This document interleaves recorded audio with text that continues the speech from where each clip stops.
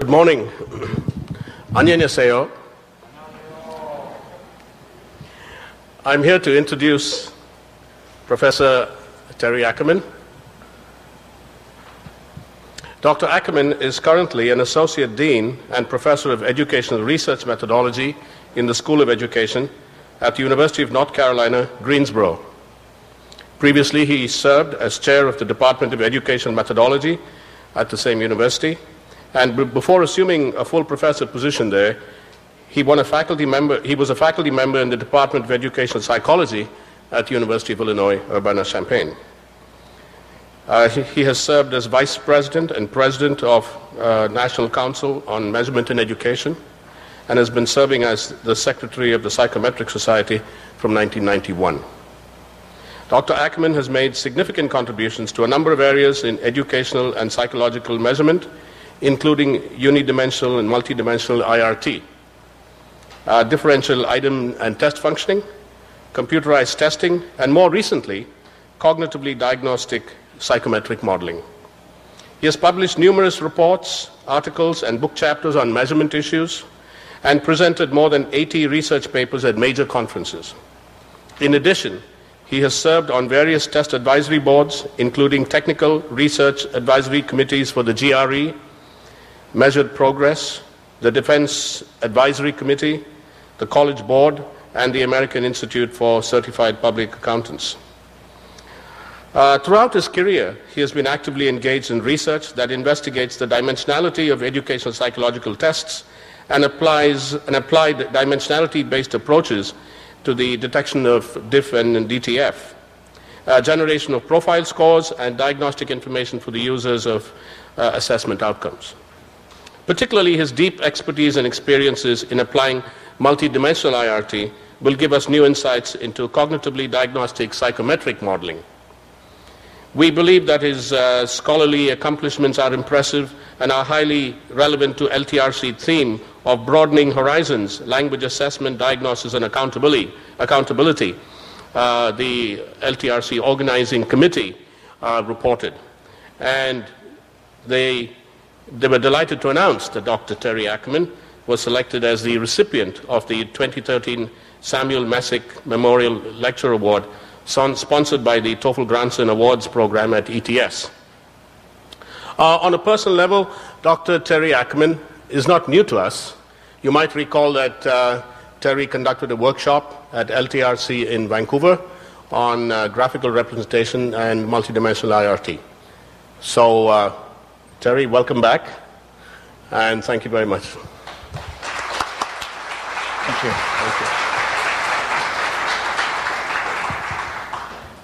Thank you, Anthony. I am truly humbled and honored to be here at LTRC. My talk is titled Establishing a Validation Framework for Classroom Assessment. And it was interesting because what I wanted to do was I wanted to capture a lot of things that I felt was very important. And I started out and I added and I was up to like 100 slides. And every time I would be working, my wife would remind me 40 minutes. So I cannot waste any time, but so here we go. In quick overview of my talk, I first want to talk about the motivation for the content of my presentation, and then I'm going to do a brief history of assessment and validity. Third, I will just briefly talk about a validation framework for the classroom, and then I'm going to give closing thoughts on potential future directions, and if time permits, I have a very interesting classroom validity story to tell you. I find it interesting what educational measurement people write. We are all certainly free to believe or not believe what they are trying to say. In this case, many of us would not be here today if we believed what one author wrote in 1980 in a fairly popular book on educational measurement. I can treat the topic of test design definitively and with dispatch. Solutions to all the important problems of test design in education were generated decades ago. Test design in education does not now and has not for a long time constituted a technical obstacle for those of us concerned with education or educational research and development. So there. No need to go further. This is the end of my talk. Thank you all for coming. Only kidding. The motivation for my talk today came from a memory I had several years back where I was at a conference at ETS. And in the room were some of the top psychometricians in the world. And we were having this very technical discussion on the reparameterized, unified cognitive diagnostic model. And we were talking about assumptions, we were talking about hyperparameters, and it was a very technical talk. The very next day, I was in North Carolina at a local school talking about simple classroom assessment and how teachers could use this information to inform their instructions. So I think it really hit me because within a 2-day span, I noticed this huge sort of disconnect. And on one hand, you have psychometricians and researchers. On the other hand, you have classroom teachers. Both are very passionate, and I do not mean to disparage either group. On the one hand, you have sophisticated modeling, and on the other hand, for the teacher, just basic test results. On the other hand, for psychometricians, we worry about parameters and assumptions. For teachers, they worry about test performance and accountability. And so this picture on the lower left, we have these bridges. And I think what we need to do, on the left we have psychometricians and researchers, and on the right we have the growing concerns of just the classroom teachers. And hopefully someday they will connect. So let me begin with a brief history of assessment and validity. It's interesting to look back and see how assessment practices have changed over the years. It's also fascinating to look at earlier descriptions of the concerns and the use of educational assessment through the lenses of our current notions of validity. In looking back through history, this is a quote from George Santayana in 1905, which I think we're all familiar with. Those who do not read history are doomed to report it. It was people like Messick who really helped us to understand the value of context and the ethical use of tests. Validity is perhaps the conscience of the moral compass that measurement specialists who build tests and practitioners who use test results need to fully incorporate in their work. Validation will always be a work in progress. And it's when we think we should stop because we have perfected the concept that our thinking becomes invalid. And so here's my timeline. And what I'm going to do is I'm going to go through the timeline. I'm first going to do assessment on the bottom. And I'm going to highlight or magnify certain time periods. And then I'm going to move to the top and talk about validity. As you can see, the preponderance of validity research has taken place starting in the 1920s and has really blossomed within the last 5 or 6 years. Whereas assessment, we have always been assessing to one extent or another, and I think currently a lot of the motivation is being mandated by legislators and so forth. So let's first talk about assessment in BC. Obviously, everybody cites the 2200 BC Chinese developed a national system of aptitude exams for selection of civil servants. I think the cool one, though, is in 1200 BC in the Book of Judges. There's an example of a single item, objective, oral, phonological, shibboleth test used by the Gileadite patrols to distinguish whether or not an individual was an Aphrodite trying to escape. The wrong pronunciation of the word shibboleth could result in death. What's interesting is there's a lot of examples of the shibboleth test throughout history. In World War II, the Dutch resistance used the name of towns, I'm not going to pronounce this correct, but there's no pressure on me, Scheveningen and Nijmegen, to tell if an individual was either German or Dutch, because there was a huge difference in how they pronounced those words.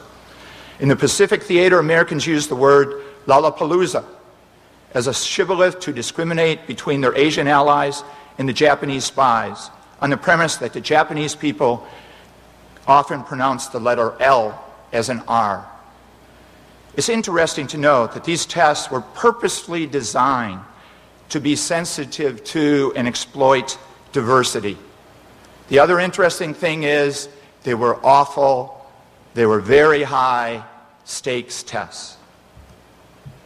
So let's look at the 1200 to 1700. As we move across the world, we see 1200, the University of Bologna, required an oral exam for the first time to obtain a degree.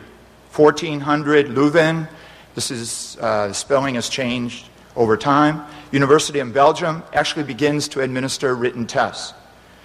And in 1702, the first written test was administered in Oxford. In the 1800s, the key method of assessment is just basically oral recitation of memorized material. In 1833, Harvard introduced the first written exams. In 1845, Horace Mann, a huge educational research proponent, introduced his new method of assessment. It was uniform written questions to combat the unreliability of instructor evaluations. That's 1845. In 1864, the New York State Board of Regents established public exams for admissions to academies and high schools. In 1877, New York institutes the first high school graduation and college admissions test. And then in the late 1800s, something went terribly wrong in the field of measurement. In his 1895 book, L'Homme Criminel, Cesar Lombroso provided a panoply of faces with different facial characteristics that he claimed typified certain types of criminals.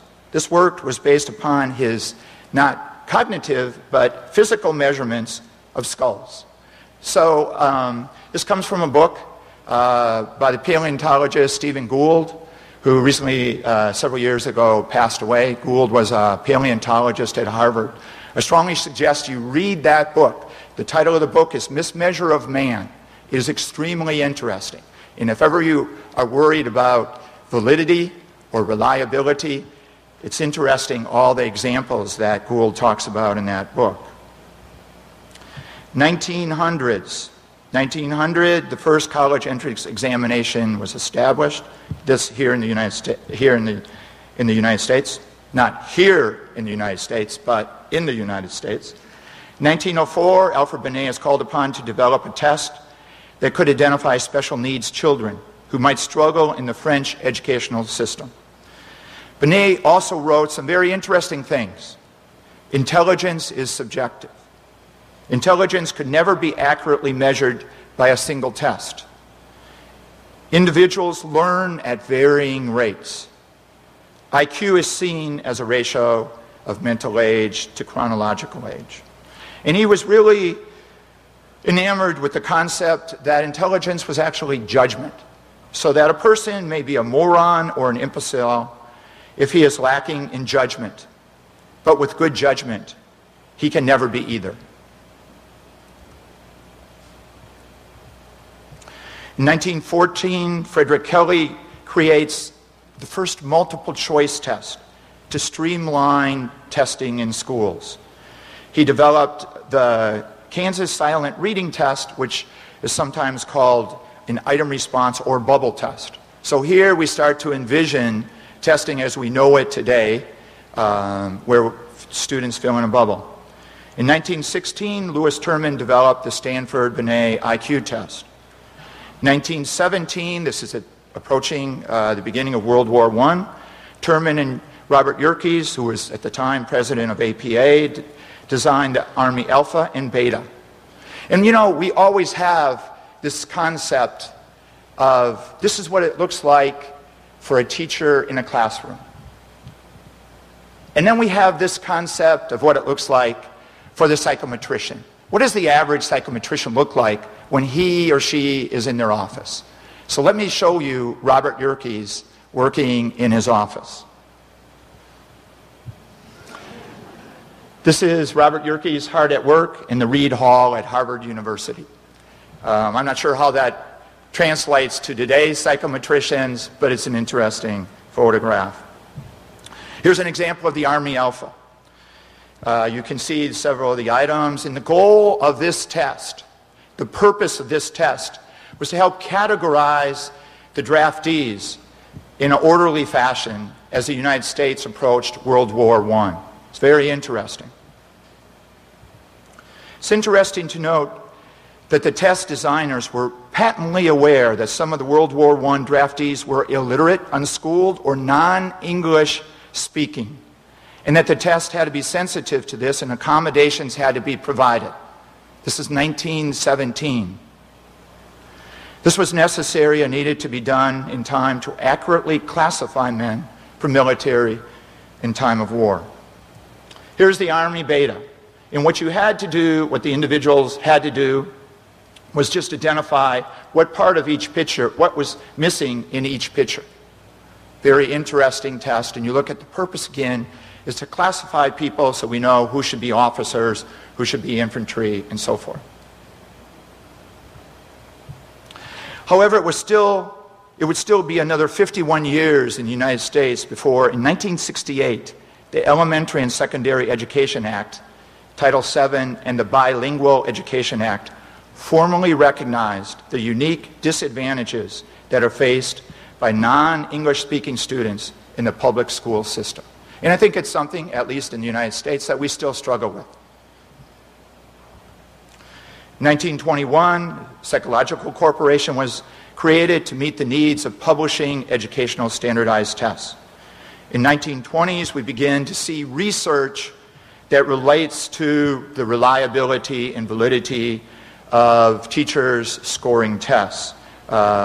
D. Eliot was one of these people, and here's an example of his research.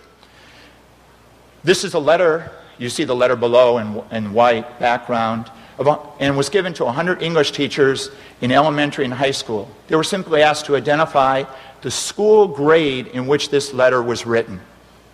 So if you look at the letter, you can see there's spelling, there's punctuation mistakes, and so forth. So if you look at that letter, in your mind sort of think, who wrote this? Was it a third grader, fourth grader? Who wrote it? Well, what was interesting is the range of answers was from third grade up to 10th grade. So you can see we really have this unreliability problem with teachers in the classroom. 1923, the first standardized test for teachers to assess content knowledge was created. So there begins this push to make sure that we test teachers and that they're well prepared as they enter the classroom. In 1926, there was a national survey that found 85% of schools use intelligence tests as one of the bases for classifying children into homogeneous classroom groupings. It's also the year the first SAT is administered. 1935, standards movement, where we try to standardize the curriculum and so forth. This is 1935. In the U.S. begins to emerge in response to the public's demand for academic accountability.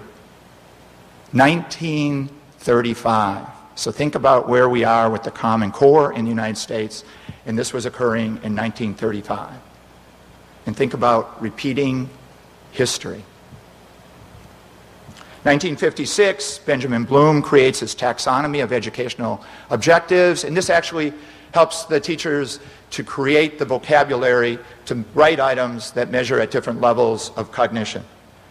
In 1958, Sputnik was launched, and in the United States this had a huge impact. The National Defense Education Act created federal funds to launch a large-scale testing program. This was a huge event that we need to catch up for those researchers in the United States. 1950 to 1960, the principal focus was on theory and application in educational testing. And it was measurement-driven instruction, a model that was developed by Ralph Tyler. He was known as the Tyler rationale, and it focused on defining, introducing, organizing, and evaluating. 1964, there was in the United States Exploratory Committee for the Assessment of Progress in Education. This began its work that eventually transformed to the National Assessment of Educational Progress, which we now today call NAEP. And it's interesting because there are quite a few other countries that are copying this particular model of national assessment. 1968, anyone who is a psychometrician in measurement has heard of the book by Fred Lord and Mel Novick on test theory, and that sort of began, there was a chapter in there by Alan Birnbaum, which was the first introduction to item response theory. 1969, NAEP actually begins testing nationally, but the subjects they test were citizenship, science, and writing. In 1980, Fred Lord wrote his seminal book in IRT. Let me just say this about IRT very quickly. IRT, and the success or influence of IRT, parallels that of the use of computers. As computers became more powerful, the IRT models, we were able to begin to estimate them. We were able to work with the large amounts of data that were needed to analyze or to estimate the parameters in the model. If it was not for computers, we would not be as far as we are in measurement modeling with item response theory. If you think about it, there is no one today, when you talk about Markov chain Monte Carlo estimation, and you talk about hyperparameters, and you talk about 5,000 iterations for a burn-in period, there's no one today who would even consider doing this by hand. So obviously, the use of computers was really big into advancing modeling measurement theory. 1980, Michael Canali and Merrill Swain wrote their groundbreaking article that defined communicative competence in terms of three components: grammatical, sociolinguistic, and strategic competence. This was a groundbreaking article. 1983, we actually released software by Bach and Mislevy called Bylog, where now practitioners in the field can begin to use IRT models. 1996, this is a second book by Bachman and Palmer, Right Language Testing in Practice, that emphasizes the important role of communicative language in teaching and testing. Another seminal book that really moved the field forward in measurement and also in validity. 2000 to present. 2001, in the United States, we have No Child Left Behind under the George Bush administration. It's passed with federal level pressure for demonstrating consistently improving test scores. And it's based upon accountability. We want to make sure teachers and schools are doing their job. And what we do is we say that by the year 2014, 100% of the students in the United States will reach proficiency. I don't think it's going to happen. 2009, under the Obama administration, we have the Race to the Top. It's funded by the Educational Recovery Act. The government puts in $4.35 billion into the educational system. This is a huge amount of money to put into the effort of measurement and accountability in our school system in the United States. In 2010, the National Governors Association, Center for Best Practices, and the Council of Chief State School Officers develop in the United States what we call the Common Core standards. We want everybody on the same page. We want to have a common core. And I think United States is probably a little bit behind the times because this existed in quite a few other countries at that time. 2010 also, Consortium Smarter Balanced and Assessment, the Smarter Balanced Assessment Consortium, in the Partnership for Assessment of Readiness for College Careers, were created to deliver a series of tests for statewide testing that are aligned with Common Core standards. In the United States, this is huge. And right now, each of the states in America are aligning with one or the other of the group in this effort. So now let's switch gears and look at validity. Sometimes it was difficult to decide, do I put this on the validity or do I put this on assessment? 1928, Odell wrote, a measure or score is said to possess validity when it is actually a measure of whatever it is said or designed to measure. And he defined two types of validity. Curricular, the extent to which a test content is in agreement with curriculum that reflects so-called life situations. That's 1928. He also defines statistical validity, to compare or correlate scores yielded by the test in question with an independent criterion. In other words, with another measure of the same thing which has no connection to the original test. 1938, Rinsland broke down validity in the following types. Again, curricular, sampling everything that was covered in a course. Psychological validity, the psychological nature of the responses that students make in taking a test.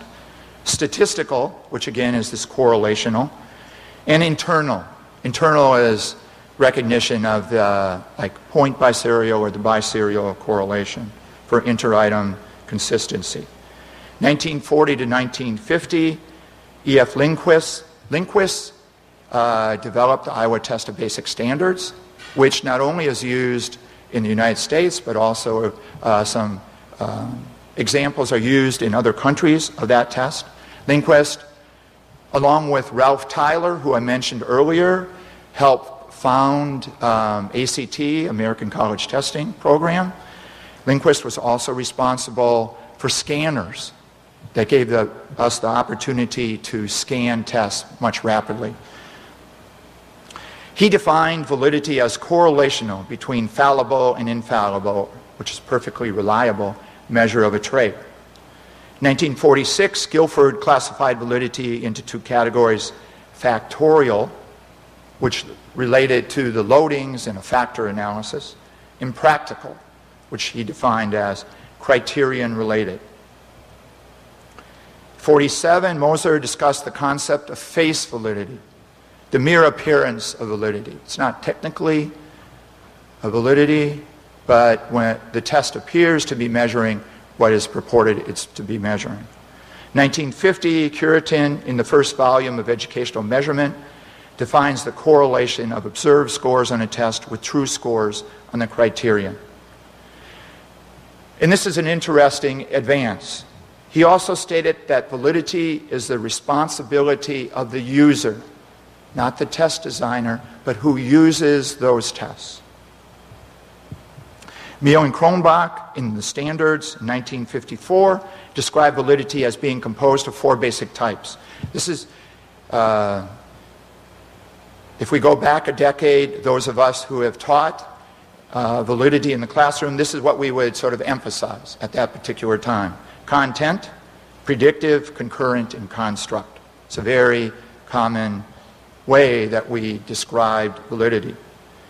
And this began a shift away from validity being conceived as pure prediction related to correlation of what should constitute validity. Also in the Mio and Kronbach work, we begin to talk about nomological networks. 1985, the standard states that validity refers to the appropriateness, meaningfulness, and usefulness of the specific inferences made from test scores. In 1988, Kronbach had 5 perspectives of validity: functional, worth more than truth; political, test results need to be communicated sensibly and thoroughly. Operationist, a test has validity if it provides an adequate and direct sample of behavior of a defined type. And this one was interesting. Economic perspective, which relates back to Taylor-Russell tables and puts a dollar value on the quality of personnel decisions. And then explanatory perspective, which is like construct validation, considering Campbell's consideration of plausible rival hypotheses. This is a huge consideration now that is researchers are starting to use as part of their validation argument. In 1989, in the third edition of Educational Measurement, Messick wrote probably a definition of validity that if you were today to talk about validity and wanted to give a definition that was all-encompassing, it would probably be Messick's validity here. Validity is an integrated evaluative judgment of the degree to which empirical judgment and theoretical rationales support the adequacy and appropriateness of inferences and actions based on test scores or other modes of assessment. So it's clearly the concept that validity is multifaceted. And I think from a measurement perspective, or from a researcher perspective, we can parse out the different parts of that definition.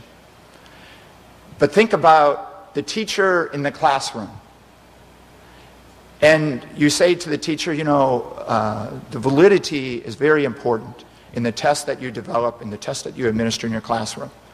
And the teacher looks at you and says, okay, this validity thing, what is this validity thing? And then you say, oh, validity is, and then you continue with this description. So it's again, it's this sort of disconnect. I think what we need to do, you know, it's interesting because I was thinking about Lyle's work on communicative competence. In communicative competence, it's like we need to have communicative competence of researchers and psychometricians when they communicate with the classroom teacher.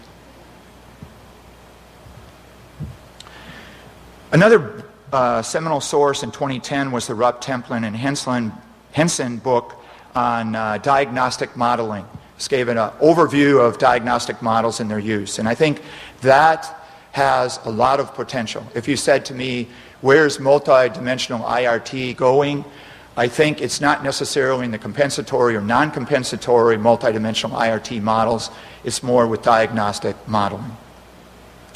In 2012, the World-Class Instruction Design, WIDA, and World-Class Instructional Design and Assessment released its standards framework of English language development to advance the language development and academic achievement of English language learners. I think this was a huge step forward.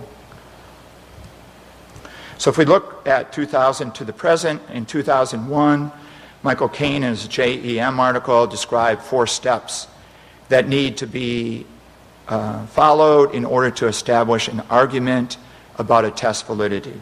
And he goes through about stating the proposal, craft a draft version, evaluate probable assumptions, and reformulate the interpretive and validity arguments. I love those steps. But imagine again, we have the teacher sitting in front of you, and they say, now, what is this validity thing again? And I say, well, you know, let me break it down for you. It has like 4 steps. And then I read this definition. And it's no offense to Michael, because I think he is very serious. He is very passionate about validity. But again, I think we need this communication. Cain, in his latest volume of Educational Measurement, this was in 2006, wrote validity arguments need to provide an evaluation of coherence and interpretive argument of the plausibility of its inferences and assumptions. But I think probably what's a little bit more for me important is validity is not the test nor the test scores that are validated, but rather the claims and decisions based upon the test results that are validated. I think that's a key thing for all of us to remember. In 2011, Solano Flores defined cultural validity in her book, Cultural Validity in Assessment, as the effectiveness with which assessment addresses sociocultural influences. And she went on to describe these influences as values, beliefs, experiences, and epistemologies inherent in the students' cultural backgrounds and the socioeconomic conditions prevalent to their cultural groups. I really think this is a huge step forward. Clearly, assessment practices have come a long way from Lombroso's time, and validity research has given us a whole new set of lenses with which we can be more aware and more sensitive to the rich diversity of students that exist in the classrooms. But with the advances of technology, we can only begin to imagine where assessment and validity will be 100 years from now. It is so important that we never lose sight of the fact that true progress is only made when researchers and teachers learn to communicate with each other, and work together. So let me now sort of switch gears and talk very briefly about a validation framework for classroom assessment. The framework I want to propose is based upon Buckendall's 2013 NCME paper on validation frameworks. The goal is to create a greater awareness of what constitutes validity evidence for assessment practice in the classroom. Although there are 5 basic steps for the sake of time, I'm only going to focus on 3 and highlight some of the key issues that this framework actually highlights and helps us to focus on. I think this discussion of a validity framework is very important, and it's not a discussion that a single teacher is going to conduct by themselves. This process of validation, I think, should take place perhaps at the beginning of the year, at the middle of the year, and maybe at the end of the year. And it should be with the teachers and the administrators together around the table. And we need to talk about how we use tests, and are we doing do we have a valid use of these tests, and what are all the implications in all of the uses and all the stakeholders that we have. Here's Buckendall's framework. It has 5 steps, and what I'm going to do is I'm just going to focus on step 3, step 4, and step 5, and talk about consequences of testing. In step 3, we're talking about anticipated unintended interpretations and use of test scores. Today's accountability movement requires teachers, schools, and university teacher training programs to be evaluated by student performance and growth on, in the United States, we call this educational testing and end of course and end of grade performance. The use of value-added modeling has become a growing mandate by legislators, and it's a huge validity issue that requires our attention. In some states, because EOC and EOG results do not come back in a timely fashion, the most meaningful use of these test scores are not by teachers in the classroom, but by realtors, because it helps them to identify what the top schools are. Defining stakeholder populations. I think this is huge, and as I just mentioned about have great strides about the moving forward when it comes to identifying and being aware of the needs and diversity of our students we teach. The work of many LTRC researchers has had an important influence how we teach and how we test English language learners and students from different cultural, socioeconomic backgrounds. Clearly, the legislators who mandate such uses of our tests need to pay attention to this type of research. And the consequences of testing. In the United States, one of the unforeseen consequences related to the end of course and end of grade testing is that it strips the teacher of any creativity that they may employ in order to reach all students. I think that's a huge negative consequence. So let me close with some just general thoughts about directions I see the field moving, and just highlight a few of important things that I think is a future direction that has a lot of promise.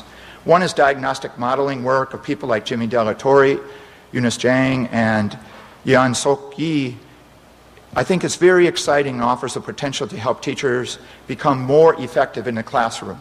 One direction this research is moving that holds a lot of promise is not only identifying who masters and who doesn't master, but identifying misconceptions. Let's group students by their misconceptions of particular concepts. Another important direction is the validity work of Carol Chappell and her colleagues at Iowa State on automated writing evaluation, and Shin and his colleagues from KAIS on automated speaking evaluation. I think this work of evaluating the use of technology in assessment is key. One of the things about Markov chain Monte Carlo is we can now estimate models not because we could fit them, but because now we can go after cognitive theory, after learning theory, develop models, and now with MCMC we can actually estimate the parameters in that. But here's an interesting twist that I would like to see. It would be interesting to develop IRT or multidimensional IRT models with parameters that indicate the sociocultural context of items. That is, have a parameter for such things as linguistic complexity, grammatical structure, or vocabulary usage. Such models could lead us to perform adaptive assessments in which we can select items to match the sociocultural and maybe linguistic characteristics of the examinee. I think that's an interesting direction to go. The other thing is, so if you said to me, Terry, I'll grant you one wish of where measurement and validity could go in the future. Here is what I would wish for. Think about the GPS system we all use to get from our current location to our destination. We use this without understanding any of the optimization routines, global positioning satellite geosynchronous orbits, advanced circuitry, or communication capability. We just use it because it works. When we deviate in the wrong direction, it tells us in an undeviating tone or voice, recalculating, and patiently gets us back on the path. As often as we think it's going to say, stop, turn off the car because you're not following me, you're not paying attention, pull over. But what it does is, in the same tone of voice, it just says, recalculating. It gives me a new direction. It even tells us when we should arrive. In fact, Google Earth will actually show us a picture of the destination so we know what it would look like when we arrive. What we need is the equivalent for teachers in the classroom. Let's call it educational GPS. Teachers wouldn't need psychometricians or researchers to explain the complex modeling that underlies such a system. We don't need to understand all of the theory. They just need to understand how to use it. In the educational GPS system, teachers would enter the information about their students, their current location, a profile of their current level of abilities, their sociocultural backgrounds, their linguistic competence, and their learning styles. Then they would enter in the destination, which would be the standard course of study and the learning objectives. The educational GPS would then map out the optimal route to achieve the learning objectives and continually monitor the student's progress. When a misconception occurs, the system would help the teacher to figure out how to patiently get the students back on track. Perhaps diagnostic models could be part of this recalculating process. Everyone in the world would have access to this eGPS so that the teacher, the student, the parents could follow the progress and have a clear picture of what the destination looks like when it is achieved. Now, such a system wouldn't be that easy to build, and we would obviously encounter many assessment and validity obstacles. Our current GPS system is not perfect. I know what you're thinking, but let me give you a clear example. Let's take, this is the Pat Tillman Bridge, which is by Hoover Dam. And Google Earth really has a problem when structures are up in the air. And so when it goes to map the structure onto a 2D surface, this is what Google Earth is going to give you. So we run into problems. We know this. But wouldn't the eGPS be really cool? I think that's a great idea.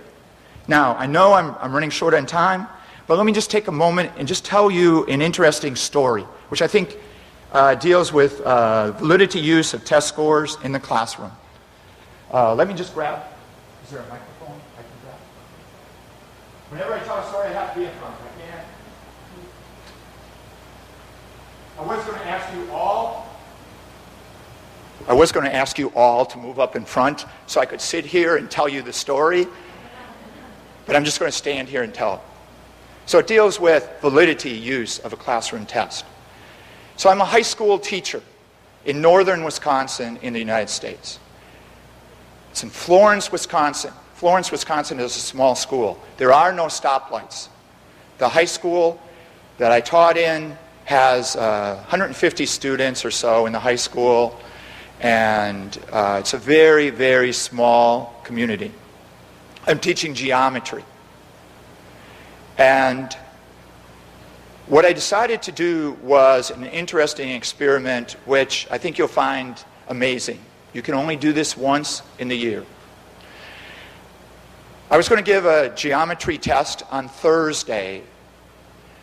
And so what I wanted to do is I really wanted the parents of the students to actually see the written test that the students produced.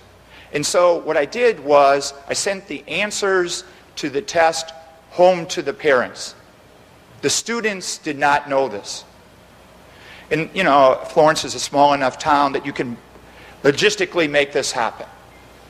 So I know the test is on Thursday. I'm going to administer it.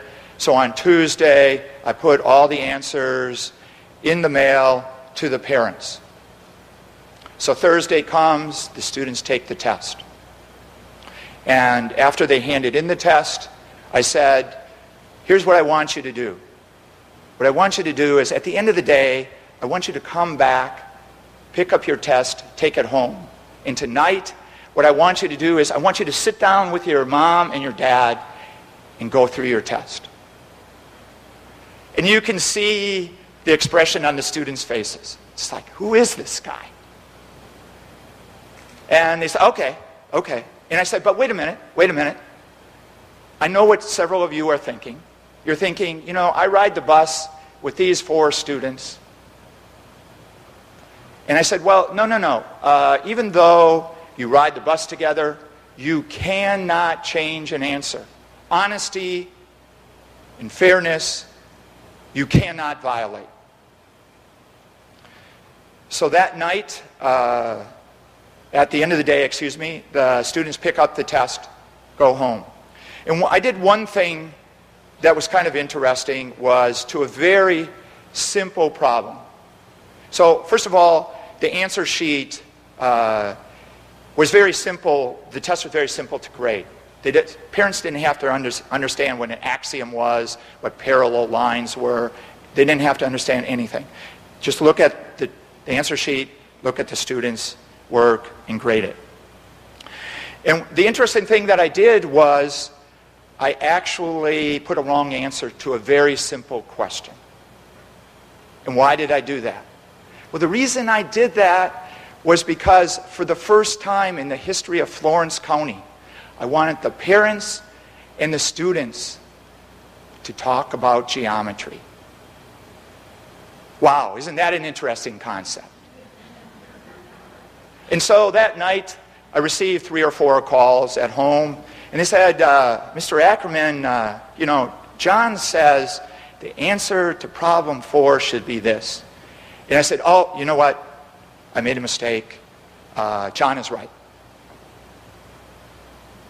So the next day, the students come into class, they bring in the tests, and it's always interesting to see what parents do when they are given the power to grade.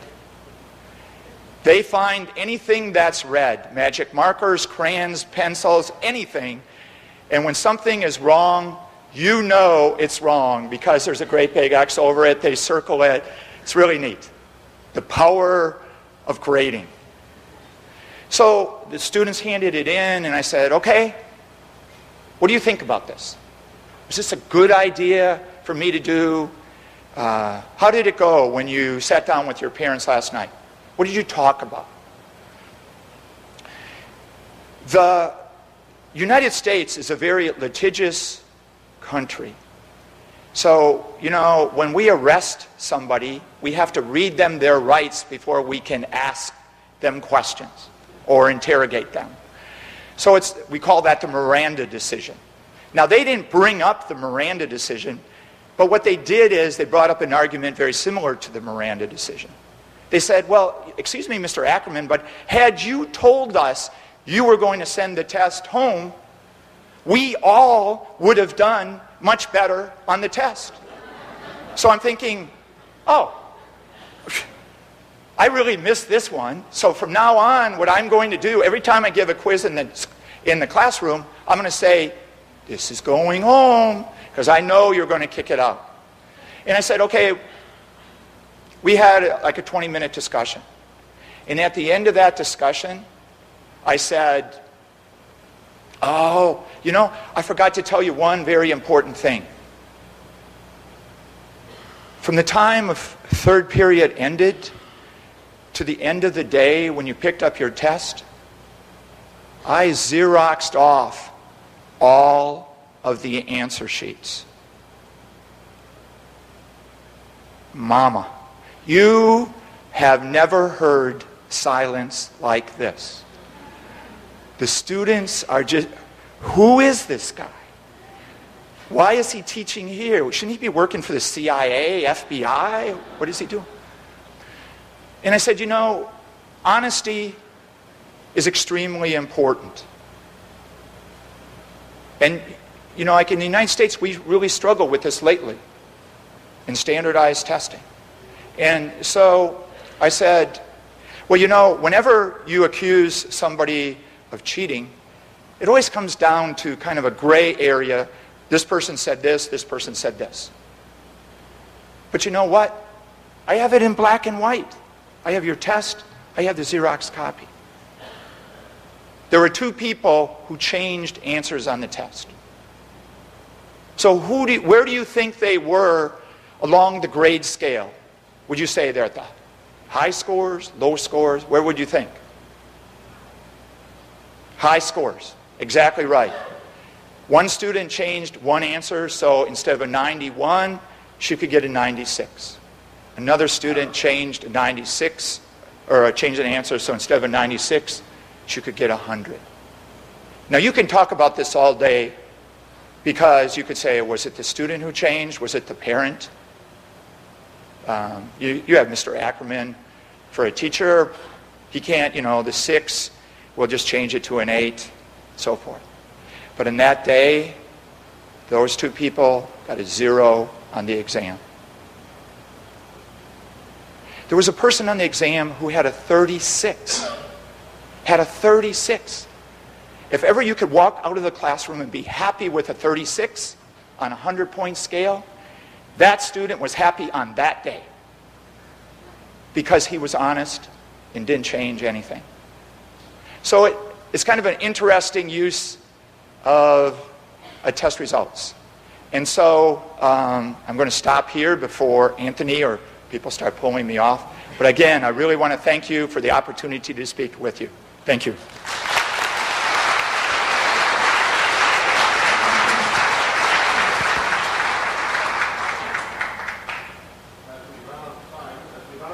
We won't have any questions, but may I invite Xiaoming Shi to come forward and make the Samuel Messick Lecture Award presentation.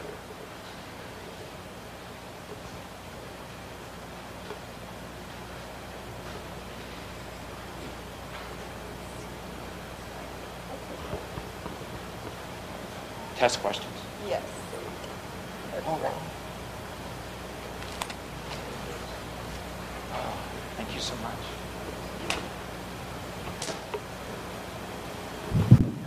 Thank you very much, Dr. Ackerman, for your very informative and thought-provoking talk. And I look forward to experiencing this eGPS in the future. And I'm very honored to present this award on behalf of Educational Testing Service. Thank you.